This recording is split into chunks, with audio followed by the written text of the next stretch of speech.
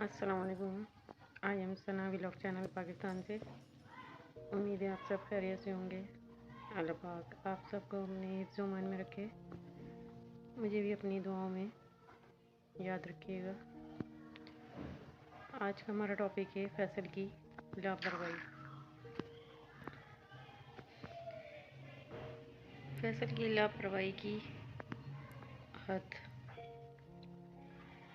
वही बात है कि एक चुप 100 को हराए। अब फैसल ने तो बेइज्जती की इंतहाई कर दी थी। दूसरे दिन मेरी तबीयत बहुत ज़्यादा ख़राब होने लगी। रात से वैसे ही मेरी तबीयत ठीक नहीं थी, ऊपर से फैसल ने टेंशन दी हुई थी।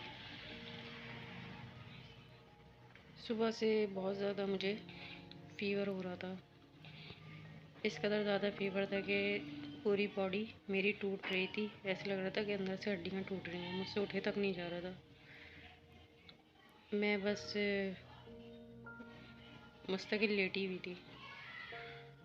उस पर भी फैसल को कोई मेरा ख्याल नहीं आ रहा था। यहाँ तक कि दर्द से मेरे आवाज़ निकल रही थी, दर्द की शिद्दत से, मगर फैसल को कोई असर नहीं हो रहा था। उस पर भी वो 1 बजे उठे और तैयार वगैरह होके, मुझे उन्होंने बोला तक नहीं। बेइज्जती का यह आलम था कि तैयार होके ना मुझसे नाश्ता मांगा। उन्हें पता था इसकी तबीयत ठीक नहीं है, और ना ही मुझसे पूछा कि तुम्हारी तबीयत कैसी है, डॉक्टर के यहाँ जाना है या नहीं जाना। उठ के चल दिए। फैसल को असल में ये डर था कि अगर मैं पूछ लूँगा तो कहीं मुझे डॉक्टर के यहाँ ना ले जाना पड़ जाए कि फिर से ख़र्चा बढ़ जाएगा। और बस तैयार होके काम पर चल दिए। और वैसे भी फैसल मुझसे बात तो कर ही नहीं रहे थे।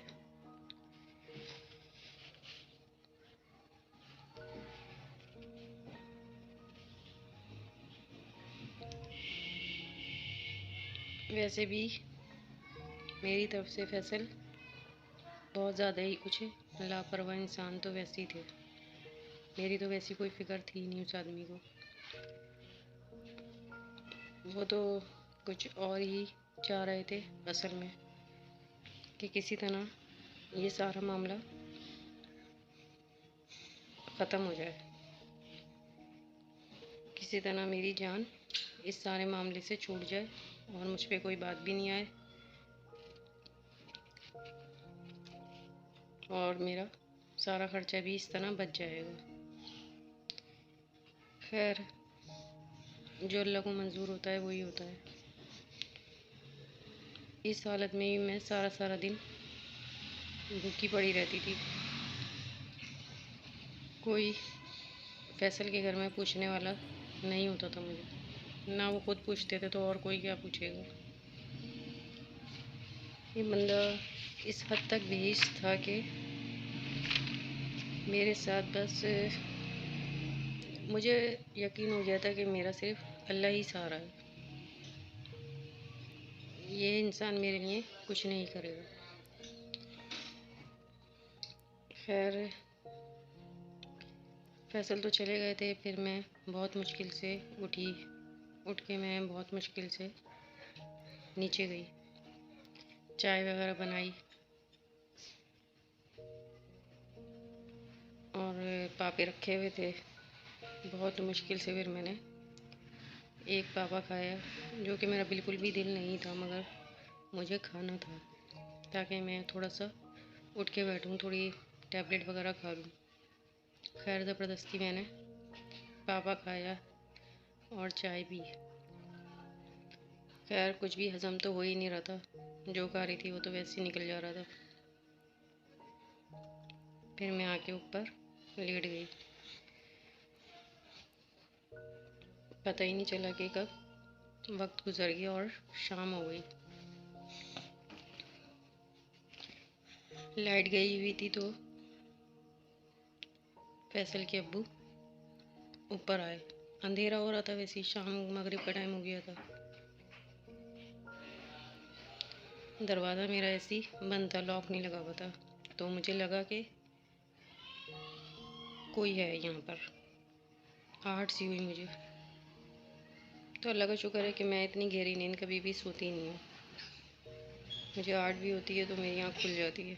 तो मुझे आहट हुई तो मैं उठ गई। मैंने उठ के देखा तो फैसल के अब्बा थे। फिर वो चेयर लेके फिर उधर बैठ गए मेरे पास। फिर मैंने कहा कि अब्बू देखें, फैसल ऐसे कर रहे हैं, मेरी इतनी हालत ख़राब है। फैसल ने पूछा तक नहीं और काम पे चले गए। ये मेरा बिल्कुल भी ख्याल नहीं करते। इन्हें आप समझाएं। तो कहने लगे कि मैं समझाऊंगा, फैसल को तुम फ़िक्र नहीं करो। अभी वो थोड़ा सा कुछ टेंशन में है काम की वजह से, इसलिए वो थोड़ा ना इस तरह का बिहेव कर रहा है। बस तुम एक बात का ख्याल रखो कि इस बारे में अपने घर वालों से ऐसी कोई बात नहीं करना।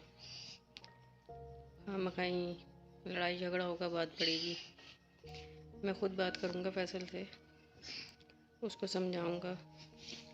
मैंने कहा जी अब्बू आप समझाएं कि अब फैसल मेरे साथ ऐसा ना करे और मेरा ख्याल रखें, क्योंकि अब मैं इस हालत में नहीं हूँ कि मैं ज़्यादा टेंशन लूँ। अच्छा होगा कि फैसल इस बात को समझें। मैं नहीं चाहती कि लड़ाई झगड़ा हो या कुछ हो और बात बढ़े।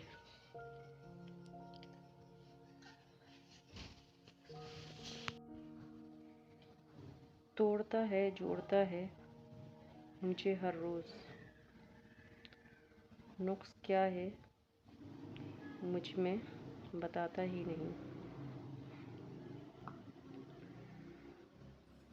जग ने छीना मुझसे मुझे जो भी लगा प्यारा, सब जीता किया मुझसे मैं हर पल ही हारी।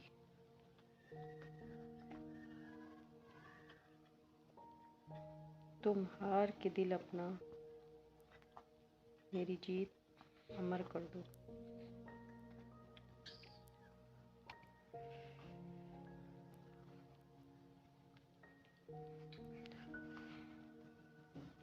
पता है, जिसकी गलतियों से भी मैंने रिश्ता निभाया है, उसने बार बार मुझे फालतू होने का एहसास दिलाया है।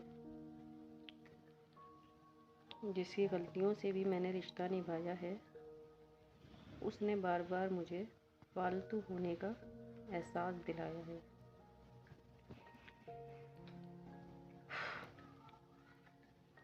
मिलती हूँ फिर कल आपसे। अपना बहुत ज़्यादा ख्याल रखिएगा।